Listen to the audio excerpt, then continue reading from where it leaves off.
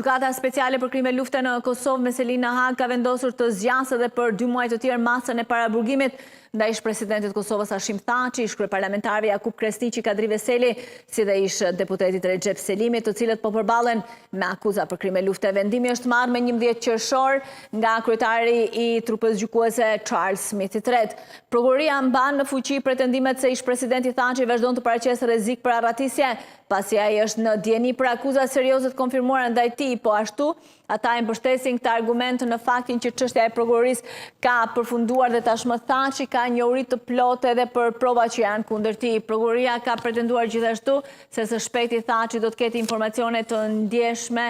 në lidhje me dëshmitarët dhe provat që do të paraqesë mbrojtja e viktimave. Sipas prokurorisë, fakti që Thaçi ka akt akuzë për pengim të procedurave e rrit motivin e tij për të arratisur. Veç kësaj, prokuroria ka theksuar se përfundimi i çështjes së tyre rrit rrezikun për pengim, pasi akuzuari ka njohuri të plot mbi çështjen dhe dëshmitarët që mund të ekspozohen ndaj rreziqeve. Zyra e prokurorit të specializuar thekson gjithashtu se informacioni i ndjeshëm i është zbuluar mbrojtjes përfshirë të akuzuarin, duke rritur rrezikun e ekspozimit ndaj publikut dhe duke dëmtuar mbrojtjen e dëshmitarëve në rast lirimi, thuhet në vendim. Avokatët e Thaçit dhe të tjerët prej kosh kanë vlerësuar se ish-krerët të ushtrisë shqiptare të Kosovës i kanë plotësuar kushtet ligjore për lirim me kusht, duke thënë se gjykata duhet të konsiderojë alternativën më të butë, por një gjë e tillë ende nuk ka ndodhur për asnjë nga të katërt akuzuarit. Sipas akt akuzës ndaj Thaçit, Veselit, Selimit dhe Kresniqit, pretendohet se ata kanë përgjegjësi penale individuale për krime që u kryen në kontekstin e një konflikti të armatosur